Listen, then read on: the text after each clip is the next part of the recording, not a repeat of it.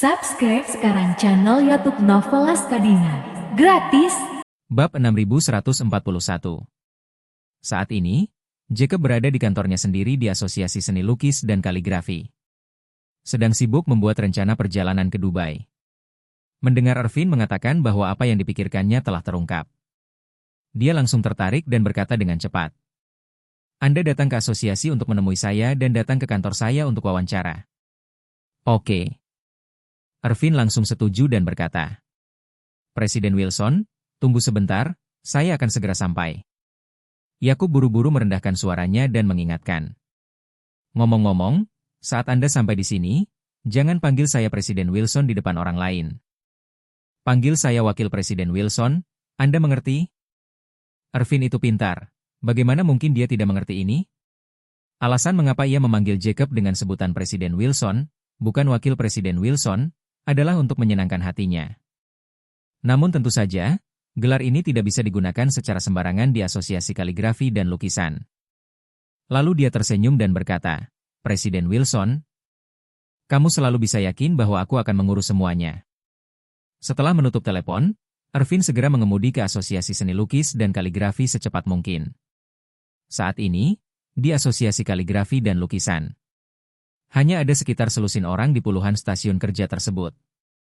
Namun, terdapat banyak perlengkapan kantor atau barang pribadi di puluhan meja kerja tersebut. Hal itu membuat Ervin merasa sedikit aneh. Setelah ia bertanya, seorang karyawan mengantarkannya ke kantor Jacob. Setelah mengetuk pintu, ia membuka pintu dan berkata kepada Yakub. Wakil Presiden Wilson, seseorang ingin bertemu dengan Anda. Yakub mendongak dan melihat Ervin di belakangnya, lalu melambaikan tangannya. Oke, persilakan dia masuk, kamu lanjutkan pekerjaanmu. Baik, Wakil Presiden. Karyawan itu mempersilakan Ervin masuk ke kantor, lalu menutup pintu dan pergi. Ervin menghampiri Jacob sambil tersenyum dan duduk di kursi di depan mejanya.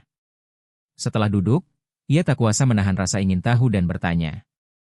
Presiden Wilson, ada begitu banyak tempat kerja di luar, mengapa tidak ada orang di sana? Yakub segera merendahkan suaranya dan berkata. Jangan panggil saya Presiden Wilson, panggil saya Wakil Presiden Wilson. Ervin tersenyum nakal, lalu berkata, tidak ada orang lain di sini, jadi jangan khawatir. Lagi pula, saya rasa Anda harus segera menghapus nama Wakil Presiden. Yakub berkata dengan kerendahan hati yang pura-pura. Hei, kamu tidak bisa berkata begitu. Sebelum aku menghapusnya secara resmi. Saya adalah Wakil Presiden, dan saya tidak bisa melampaui wewenang saya. Setelah mengatakan itu, Yakub mengetuk meja dan berkata, Anda tadi bertanya mengapa ada begitu banyak meja kerja kosong di luar, kan? Ervin mengangguk berulang kali, ya, ya. Yakub mengulurkan tangannya dan berkata sambil tersenyum. Inilah tempat berkembangnya Asosiasi Seni Lukis dan Kaligrafi. Tidak semua orang berada di bawah tekanan, dan kami tidak memberikan tuntutan berlebihan kepada karyawan di bawah kami. Datanglah di pagi hari jika Anda bisa bangun, atau datanglah di siang hari jika Anda tidak bisa bangun. Setelah duduk di sini cukup lama, para pria bisa mengajak teman-teman mereka minum kopi, dan para wanita bisa mengajak teman-teman perempuan mereka berbelanja. Yang perlu mereka lakukan hanyalah memberikan alasan untuk pergi mengunjungi para penulis kaligrafi dan lukisan. Biasanya saya memang begitu. Saya jarang tinggal di sini. Dulu saya suka pergi ke universitas untuk lansia untuk mengobrol omong kosong. Sekarang saya tidak suka pergi ke sana. Saya belum mengembangkan proyek selanjutnya untuk mengisi waktu luang. Setelah mengatakan itu, Jacob melambaikan tangannya dengan bosan. Jangan bicarakan ini. Aku sangat kesal, ayo kita bicarakan proyek yang kamu sebutkan, bagaimana cara mengerjakannya? Ervin tersenyum dan berkata cepat, saya pergi ke jalan barang antik untuk menanyakan hal itu hari ini. Orang bernama Yo itu kembali kali ini dengan total dana ratusan ribu. Jika dia sampai buta dan kehilangan ratusan ribu dolar itu, bukankah dia akan celaka? Bukan hanya uangnya yang akan hilang, tetapi reputasinya juga akan hancur. Ketika saatnya tiba, dia harus melarikan diri dari jalanan barang antik itu dengan putus asa. Maka musuhmu akan merasakannya. Ketika Yakub mendengar ini, dia langsung merasa gembira. Kemarin, putri dan menantunya juga mengatakan bahwa masuk ke sana dimungkinkan dengan memukuli seseorang. Saat ini ia menjabat sebagai Wakil Presiden Eksekutif Asosiasi Kaligrafi dan Lukisan serta merupakan pesaing terkuat untuk posisi presiden berikutnya. Jika dia terluka karena memukuli seseorang atau menyewa seorang pembunuh. Jika dia ditangkap, Asosiasi Kaligrafi dan Lukisan pasti tidak akan bisa bertahan. Namun, metode Irvin jauh lebih baik. Dia tidak hanya tidak perlu memikul tanggung jawab apapun. Namun, dia juga melakukan lebih banyak kejahatan terhadap Peter. Sekalipun dia menamparnya 2 kali. Itu tidak akan ada artinya.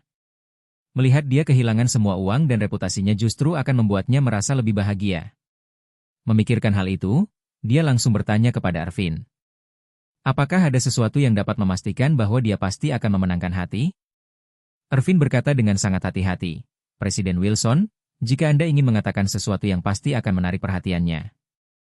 Saya bisa memberitahu Anda bahwa tidak ada jaminan, tetapi saya dapat menemukan para ahli yang berspesialisasi dalam kecurangan.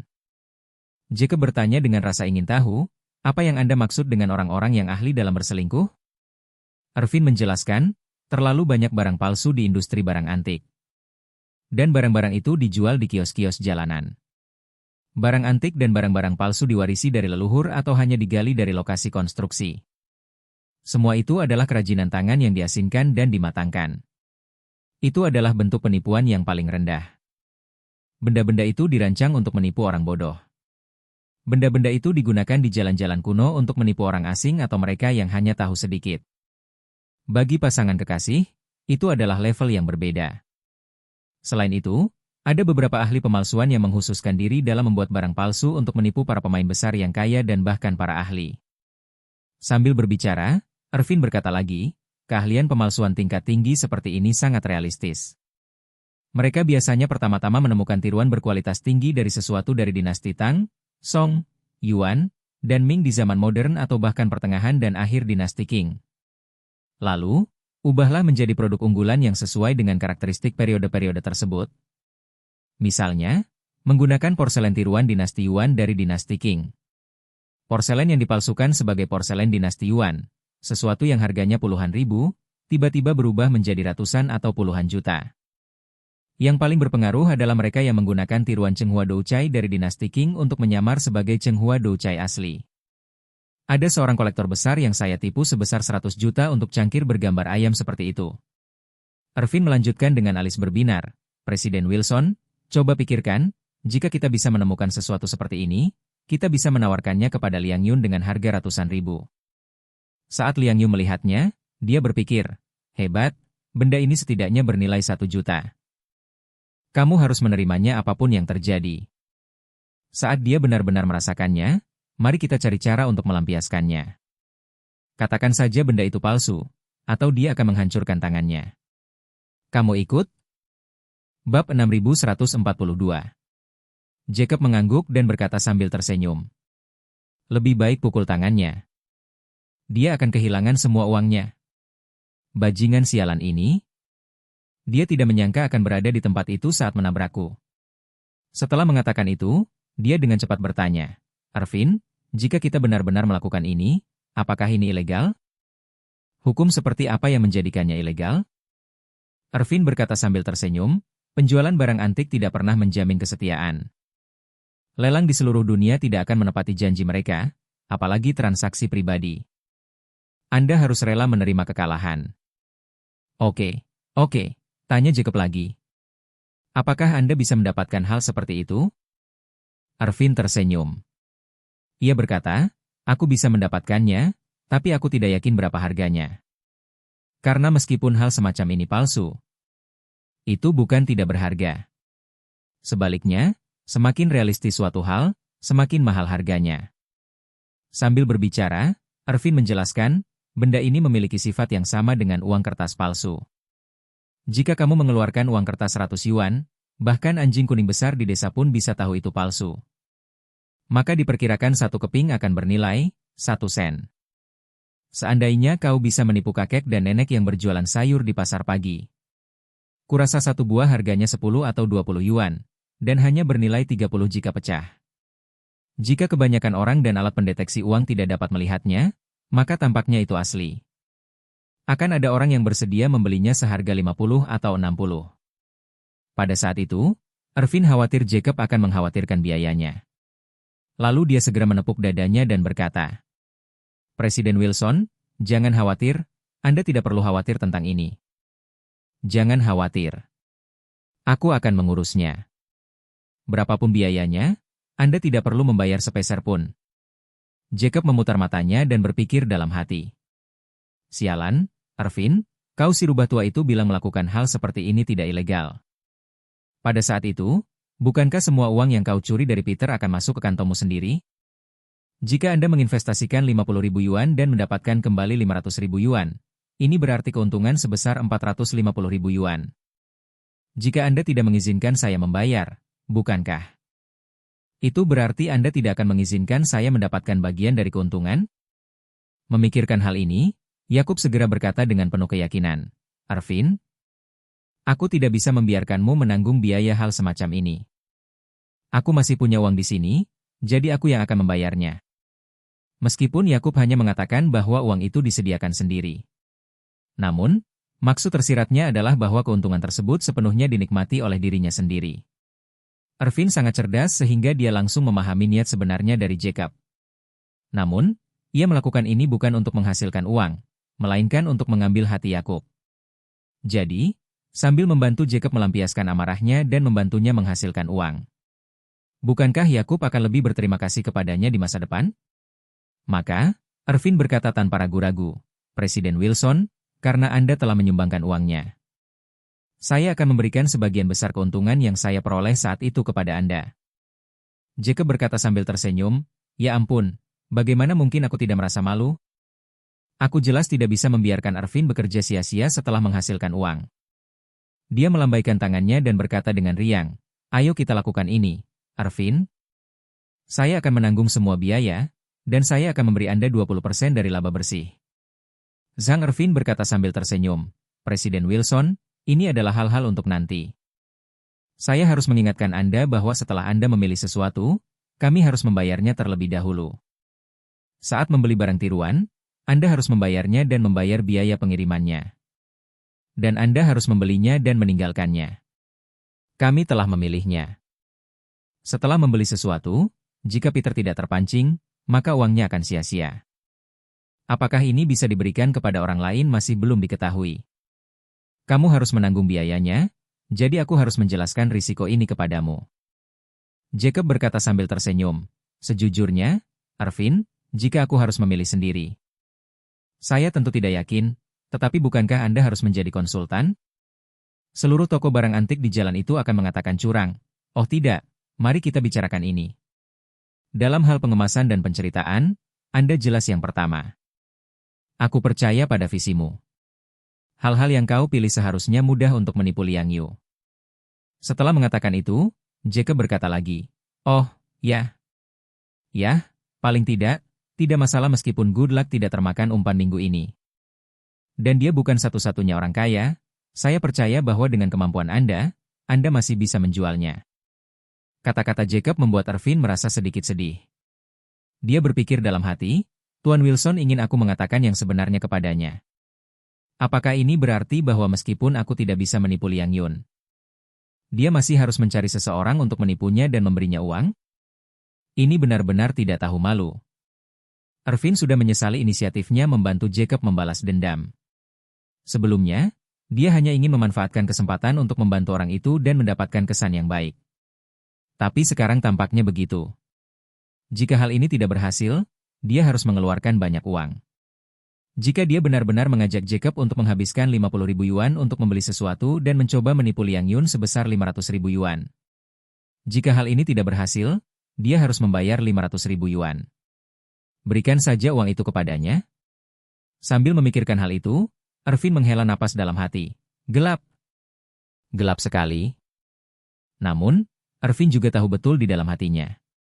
Sialan hal semacam ini, tidak ada jalan kembali.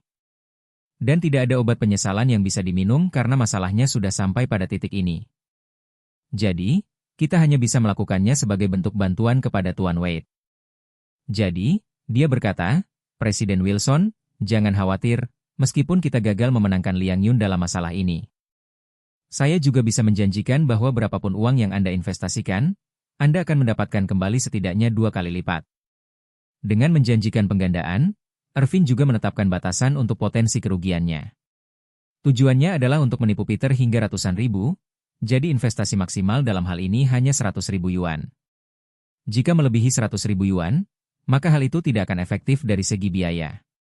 Dia tidak mungkin menghabiskan $100 untuk membeli uang kertas $100 palsu lalu pergi ke toko untuk membelanjakannya, kan? Bukankah itu hanya penyakit? Adapun biaya 100.000 yuan, Jacob harus membayarnya. Jika Peter tidak menerima barang itu, dia akan memberikan 200.000 yuan kepada Jacob. Jika makhluk itu berhasil menemukan korban berikutnya, ia tetap akan menghasilkan uang dan tidak akan kehilangan apapun. Jacob baru saja menerima 2 kali pembayaran masing-masing sebesar $50.000 dari putri dan menantunya kemarin. Ia memiliki uang di rekeningnya dan kepercayaan diri di hatinya, jadi ia berkata dengan gembira. Irvin, kalau tidak, kamu lebih bisa. Diandalkan. Lihatlah kami. Kapan kamu akan melihat semuanya? Tolong lakukan ini sesegera mungkin. Saya akan pergi ke Dubai dalam 2 hari. Usahakan selesaikan ini sebelum aku pergi. Irvin juga mengambil risiko dan berkata dengan cepat. Presiden Wilson, karena ini akan segera terjadi, mari kita pergi ke sana sekarang. Jacob menampar meja, ayo. Kita lakukan. Bab 6143. Irvin sudah berkecimpung di jalan barang antik selama bertahun-tahun. Dan berbagai saluran serta koneksi tersebut memang berada di luar jangkauan orang biasa. Namun, ada banyak sumber daya kelas atas yang sudah ia kenal sebelumnya. Namun, ia tidak pernah mampu berintegrasi ke dalamnya. Sebagai contoh, beberapa pengrajin ahli yang menghususkan diri dalam pembuatan barang antik palsu kelas atas sering berurusan dengan pedagang barang antik yang memiliki pelanggan besar. Dan memiliki status sosial dan industri yang relatif tinggi. Mereka memandang rendah orang kecil seperti Irvin. Sekalipun Irvin bisa menemukan mereka saat itu, mereka sama sekali tidak akan memandang Irvin. Jika orang-orang ini semuanya adalah gembong narkoba besar. Kalau begitu, Irvin paling banter hanyalah seorang bajingan kecil yang berkeliaran di klub malam dan menjual mainan boneka kepala goyang. Namun Irvin bukan lagi seperti dulu. Dia adalah penasihat Orvel, dan koneksi serta statusnya di kota ini jauh melampaui orang biasa. Jadi ketika dia memanggil salah satu guru senior, pihak lain bahkan merasa tersanjung dan mengundang Irvin untuk mengunjungi studionya guna melakukan diskusi lebih lanjut. Jadi, Irvin pergi ke sana bersama Jacob. Studio yang disebut-sebut milik pihak lain sebenarnya adalah sarang pemalsuan dan pengolahan sekunder barang-barang peninggalan budaya dan barang antik. Karena industri ini penuh dengan hal-hal yang mencurigakan, lokasi sarang ini juga sangat menarik. Tempat ini berada di desa di bawah jembatan jalan raya. Dan jika Anda berjalan 2 langkah ke depan dari desa, Anda akan berada di provinsi Huizhou di sebelahnya. Irvin merasa bahwa Rolls-Royce culinan milik Jacob agak terlalu mencolok di daerah perbatasan perkotaan pedesaan ini. Jadi, dia mengendarai mobilnya sendiri dan mengantar Jacob ke sana. Meskipun desa tersebut terletak tepat di sebelah jembatan jalan raya. Kedua persimpangan jalan raya tersebut berjarak 7 atau 8 km dari desa. Jadi mereka meninggalkan jalan raya dan berkendara di jalan kabupaten yang bergelombang dan sempit untuk beberapa saat sebelum akhirnya sampai di pintu masuk desa. Saat ini, di pintu masuk desa, seorang pria berusia 40-an dengan janggut panjang sudah menunggu dengan penuh hormat. Melihat Irvin datang, dia melangkah maju dan berkata kepada Irvin, "Saudara Irvin, Anda di sini. Parkir saja di pintu masuk desa dan mari kita jalan kaki masuk. Tidak jauh, hanya beberapa ratus meter." Irvin mengangguk. Dia memarkir mobil di pinggir jalan dan berkata kepada Yakub, "Presiden Wilson, mari kita turun." Yakub segera merendahkan suaranya dan berkata, "Jangan panggil saya Presiden Wilson. Semakin sederhana semakin baik, perkenalkan saya dengan nama keluarga Han." Setelah mengatakan itu, dia dengan cepat meludah. Bah. Sebut saja nama keluargaku Murong. Dan saya adalah pedagang barang antik dari Suzhou dan Hangzhou. Irvin mengangguk berulang kali. "Baik, Tuan Murong." "Benar?" "Ya." Jacob tersenyum puas. Nama belakangnya tetap keren, dan terdengar keren. Setelah kesepakatan tercapai, kedua orang itu membuka pintu dan keluar dari mobil. Dan pria itu sudah ada di sana. menunggu dengan hormat tidak jauh dari situ. Melihat mereka berdua keluar dari mobil, dia bergegas maju untuk menyapa mereka dan berkata sambil tersenyum. "Ikutlah denganku, kalian berdua." Ervin memandang sekelilingnya dan mengumpat. "Tuan Cheng, tempat yang Anda pilih terlalu jauh. Jalan menuju desa itu sangat sempit. Dan selalu ada orang yang memarkir mobil mereka di pinggir jalan. Dibutuhkan banyak usaha hanya untuk sampai ke desa ini." Pria yang dikenal sebagai Guru Cheng itu berkata sambil tersenyum. "Saudara Ervin, kau tidak tahu.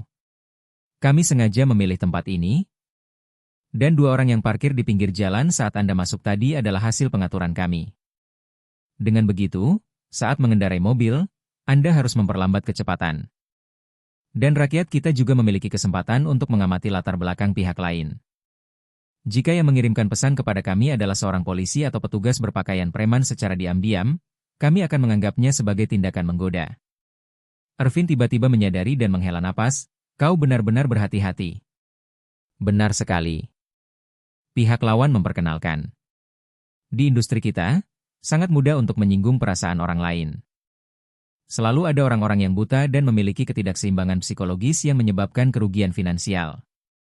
Kita harus waspada terhadap mereka yang ingin membalas dendam kepada kita atau memanggil polisi untuk menangkap kita. Keuntungan terbesar memilih tempat seperti ini adalah mudah untuk bersembunyi dan sulit untuk ditemukan dan ditangkap." Sambil berbicara, dia menunjuk ke jembatan jalan raya yang tidak jauh dari situ dan menjelaskan kepada Ervin. "Sebenarnya, cara tercepat untuk sampai ke sini bukanlah dengan keluar dari jalan raya lalu berbelok ke jalan pedesaan. Namun, untuk memilih ketinggian relatif secara langsung pada jembatan jalan raya. Berhentilah di tempat yang relatif rendah dan panjat pagar untuk sampai ke sana. Ini pertama kalinya Anda di sini. Saya khawatir Anda tidak akan bisa menemukan tempat ini. Sebenarnya, sebagian besar pelanggan tetap kami datang melalui jalan raya." Kemudian, pihak lain melanjutkan, "Masuklah. Hanya ada satu jalan di desa ini yang bisa dilalui mobil. Dan ada dua pintu masuk, satu di selatan dan satu di utara. Ketika orang awam melihat peta, mereka pasti akan berpikir bahwa mereka dapat menangkap kura-kura di dalam guci dengan memblokir bagian depan dan belakangnya. Namun kenyataannya, ketika mereka datang, kita sama sekali tidak perlu meninggalkan desa. Saudara-saudara di jalan akan memanfaatkan waktu untuk menemui mobil itu. Jadi, kita akan memanfaatkan momen ini untuk naik ke jembatan jalan raya dan pergi." Ervin bertanya dengan terkejut, "Apakah kita akan berjalan di atas kakimu mulai dari sini?" "Tidak." Pihak lain menjawab sambil tersenyum. "Di persimpangan tempat Anda keluar dari jalan raya, berkendaralah 4 km lagi dan Anda akan menemukan area layanan. Kami memarkir sebuah mobil di area layanan itu setiap hari, dan ada beberapa saudara yang menjaganya. Bagaimanapun, jika Anda menginjak pedal gas dan mencapai kecepatan 120, Anda bisa sampai ke pinggir jalan dalam waktu kurang dari 2 menit. Ervin tercengang dan tak bisa menahan diri untuk mengagumi. "Saya dengar kalian adalah tim paling profesional di wilayah selatan. Sebelumnya saya tidak punya kesempatan. Jauh di lubuk hati, saya menyadarinya hari ini benar-benar luar biasa." Guru Cheng berkata dengan rendah hati, "Kami tidak berani, kami terpaksa makan." Setelah itu, dia bertanya, "Ngomong-ngomong, Saudara Ervin, apa yang membawamu kemari hari ini?" Ervin menunjuk ke Jacob di sampingnya dan memperkenalkan. "Ini teman baik saya, Bapak Murong, yang ahli dalam bisnis barang antik di Suzhou dan Hangzhou. Saya membawanya ke sini hanya untuk melihat apakah Anda memiliki sesuatu yang bagus yang mungkin dia sukai." Bab 6144. Master Cheng tidak bisa mengetahui latar belakang Jacob. Melihat Ervin begitu sopan dan memberikan pujian kepadanya, dia berpikir pasti Ervin adalah orang penting. Lalu dia berkata dengan hormat, "Hei, Tuan Murong, halo. Saya selalu mendengar novel-novel bela diri menyebutkan Gusu Murong. Aku tidak menyangka bahwa bukan hanya nama keluargamu Murong, tapi kamu juga berasal dari Suzhou dan Hangzhou. Senang bertemu denganmu." Jacob mengangguk dan sambil tersenyum, dia berkata, "Kali ini aku sedang terburu-buru. Jadi, mari kita lihat sekilas dulu." "Baik."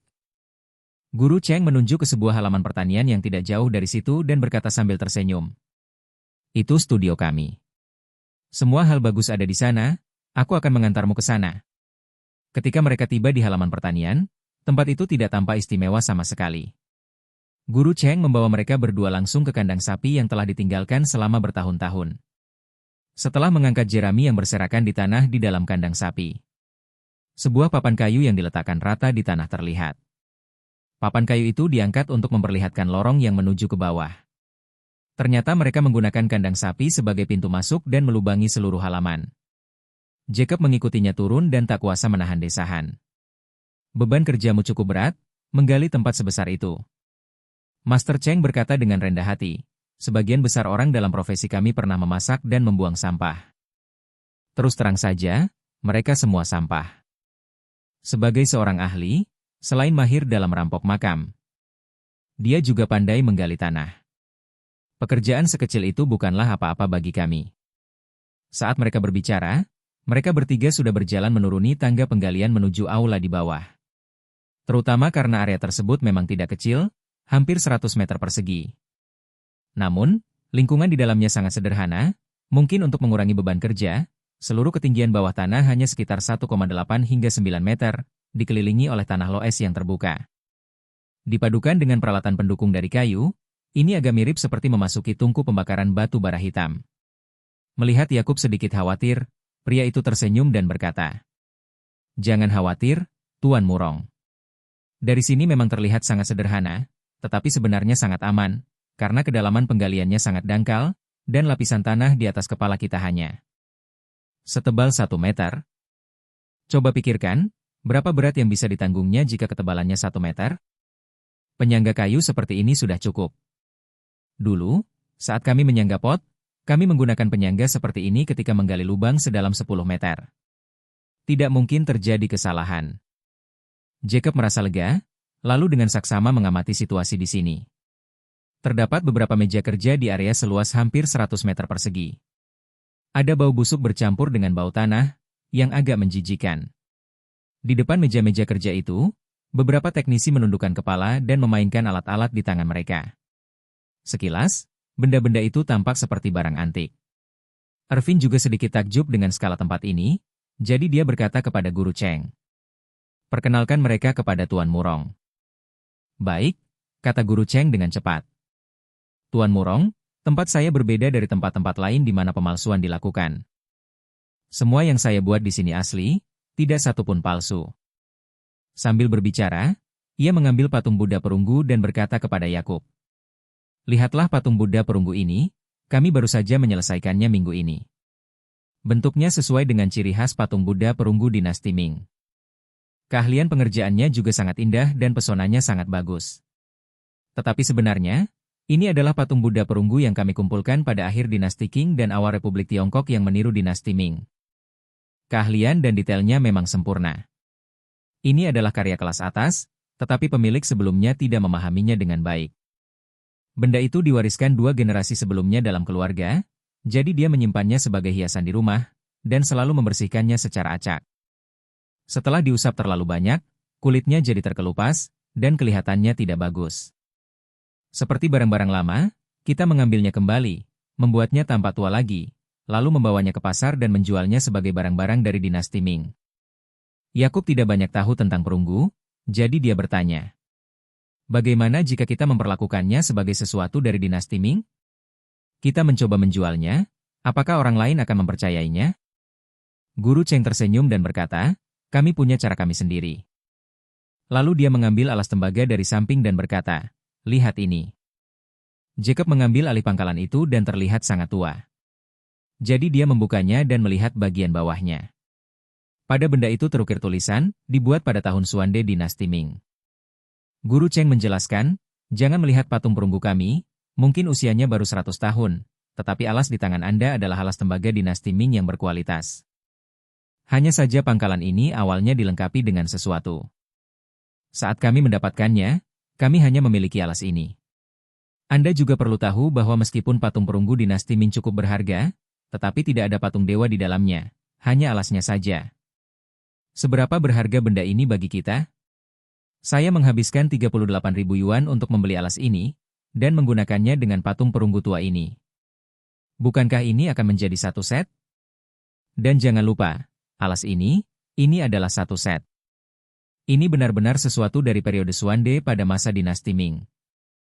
Kami juga membuat patung Buddha ini berdasarkan perunggu dari periode Xuande. Saya berani mengatakan bahwa lebih dari 95% ahli akan terkesan dengan kombinasi keduanya. Yakub segera bertanya kepadanya, lalu, jika seperangkat perhiasan itu asli, berapa nilainya? Guru Cheng berpikir sejenak, barang-barang perunggu dari periode Xuande dinasti Ming termasuk jenis tertentu. Dan bentuk serta produksinya sangat indah. Barang-barang itu pasti bisa dilelang. Perkiraan konservatifnya antara 1 juta dan 2 juta. Yakub bertanya lagi, jika aku menginginkan semua barang ini, berapa harganya?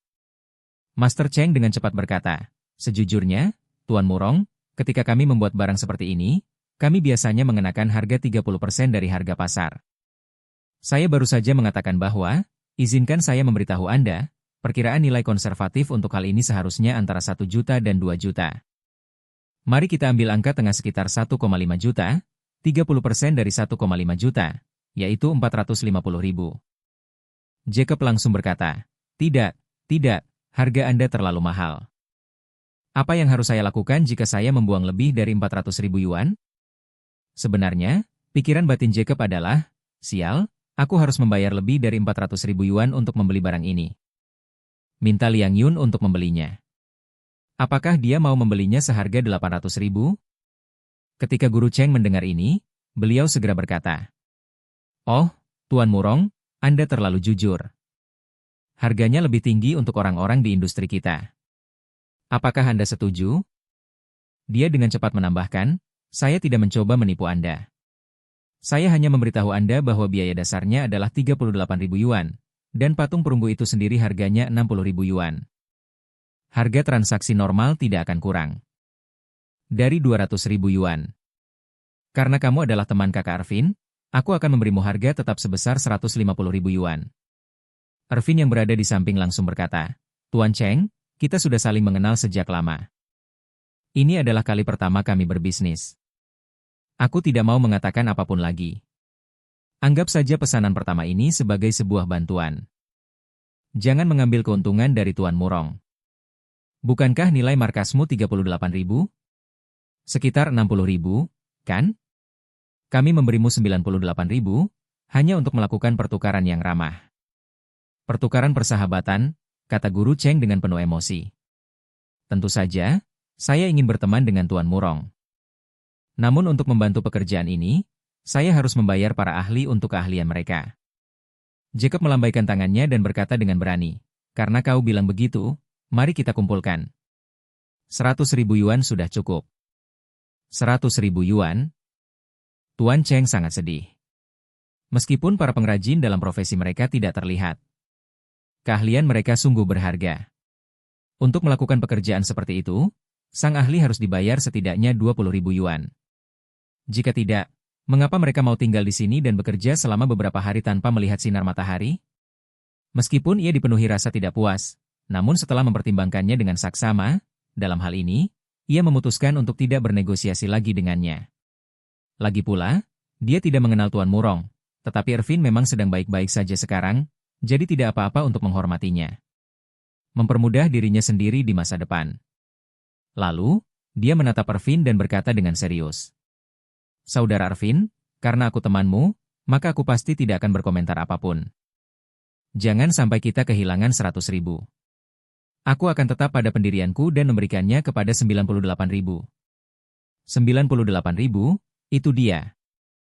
Ketika Yakub mendengar ini, dia berpikir, hei, ini menghemat 2.000 lagi. Dan benda ini sepertinya lebih cocok. Harga pasarnya 1 atau 2 juta, dan jika dijual ke Liang Yun. Selama dia membelinya, semua modal awal yang dimilikinya akan diinvestasikan. Saat waktunya tiba, biarkan Ervin menemukan seseorang untuk mengungkap hal ini. Ini adalah alat peraga yang sempurna untuk permainan ini. Jadi dia langsung setuju dan berkata, oke. Kalau begitu, begitu. Bab 6145. Jacob merasa senang setelah mengidentifikasi patung Buddha perunggu dari akhir dinasti Qing ini beserta alasnya, yang meniru gaya periode Xuande. Setelah ia mentransfer 98.000 yuan kepada Tuan Cheng. Dia mulai membayangkan bagaimana jadinya ketika Liang Yun membelinya seharga ratusan ribu. Setelah menerima pembayaran, Bapak Cheng melihat rincian pendapatan dan pengeluaran. Di balik rekor 98.000 yuan terdapat kata Jacob Wilson. Dia sedikit bingung dan berpikir dalam hati. Bukankah itu Tuan Murong? Mengapa namanya Jacob? Namun, dia tidak terlalu memperhatikannya. Sebagian besar orang yang menjual barang antik palsu adalah pemilik yang tidak jujur. Jadi, menggunakan nama palsu untuk bertemu orang adalah hal yang wajar. Maka, ia dengan hati-hati membungkus patung Buddha perunggu dan alasnya lalu menyerahkannya kepada Yakub. Lalu bertanya dengan sopan, "Saya ingin tahu apakah Tuan Murong memiliki kebutuhan lain. Saya punya banyak hal bagus di sini. Bolehkah saya memperkenalkannya kepada Anda?" Jacob melambaikan tangannya, "Tidak. Minta yang ini dulu. Ini adalah kali pertama kami bekerja sama.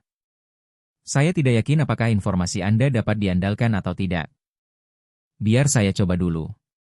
Kalau tidak ada masalah, lain kali saya pasti akan beli lagi." Ketika Tuan Cheng mendengar ini, dia merasa kecewa dan berpikir dalam hati. Ervin bilang dia orang penting, dan dia hanya menawarkan 98.000. Orang penting macam apa dia ini? Biasanya, pelanggan dengan harga satuan hanya 98.000 yuan tidak memenuhi syarat untuk datang ke studio saya. Namun, karena ekspresi wajah Ervin, dia tidak bisa berkata banyak, jadi dia hanya bisa berkata dengan sopan. "Tuan Murong benar. Kerja sama pertama kita memang membutuhkan proses verifikasi dan pemahaman. Setelah kamu membawa pulang patung Buddha perunggu ini, ingatlah untuk tidak menunjukkannya kepada orang-orang yang kurang berpengetahuan. Benda saya ini adalah kain berisi bom asap dan sangat cocok untuk mengelabui para ahli. Tentu saja, mereka yang terlalu profesional akan menemukannya. Mereka yang terlalu profesional pun masih bisa melihat masalahnya. Sebenarnya, jika Anda mencermati model ini dengan saksama, masih ada beberapa perbedaan halus dari model Swandenian. Namun hanya para ahli hebat yang telah melihat banyak produk asli, menyentuh banyak produk, dan bermain-main dengan banyak produk yang dapat memberikan jawaban pasti. Jadi Anda bisa menipu pakar rata-rata, dan saya jamin Anda akan selalu benar setiap kali Anda menipu mereka." Jacob mengangguk puas, sambil berpikir dalam hati. Bukankah Liang Yun memang ahli dalam hal ini? Dia sebenarnya bukan pakar papan atas, tetapi dia tahu lebih banyak daripada orang rata-rata. Sepertinya benda ini memang dibuat khusus untuknya. Lalu, dengan agak tidak sabar ia berkata kepada Ervin di samping. "Ervin, waktu kita terbatas, kurasa kita harus segera pergi." Tentu saja, Ervin tahu betapa cemasnya Yakub saat ini, jadi dia langsung berkata, "Baik, Tuan Murong, mari kita kembali sekarang." Setelah itu, dia berkata kepada Tuan Cheng, "Cheng tua, Tuan Murong, dan saya akan pergi. Kita akan bertemu dan berbicara lain waktu." Tuan Cheng buru-buru berkata, "Saya akan menyuruh kalian berdua keluar." Didampingi oleh Bapak Cheng, keduanya kembali ke tempat parkir di ujung desa. Kemudian mengucapkan selamat tinggal kepada Tuan Cheng dan berkendara kembali ke kota. Begitu mobil itu melaju, Jacob, yang duduk di kursi penumpang, tidak bisa menahannya lagi. Dia buru-buru bertanya kepada Ervin, "Ervin, menurutmu kapan kita harus mulai?" "Aku sudah tidak sabar." Ervin berkata tanpa berpikir, "Lebih baik memilih hari ini daripada menunggu dan memukul. Kurasa kita akan melakukannya hari ini. Hari ini aku akan mencari bawahan yang dapat diandalkan dan membawa barang ini ke toko Liang Yun agar dia mendapat hasil yang baik." Saya yakin, dilihat dari situasinya, dia baru saja kembali ke jalanan barang antik. Dia sangat membutuhkan awal yang baik untuk meningkatkan semangatnya. Dan pada saat yang sama meningkatkan popularitasnya. Jadi saya yakin dia tidak akan membiarkan patung Buddha perunggu ini pergi. Jacob mengangguk berulang kali dan berkata sambil tersenyum. "Begitu. Ya, hari ini adalah hari yang paling tepat. Karena saya akan segera berangkat ke Dubai, dan saya menunggu masalah ini diselesaikan sebelum saya pergi. Jika Anda bisa menangani masalah ini hari ini, saya akan membeli tiket untuk besok pagi dan langsung pergi ke Dubai." Ervin berkata, "Presiden Wilson, jangan khawatir. Kami pasti akan menangani masalah ini hari ini." Setelah itu, dia berkata kepada Yakub, "Tapi Presiden Wilson, mohon bersabarlah.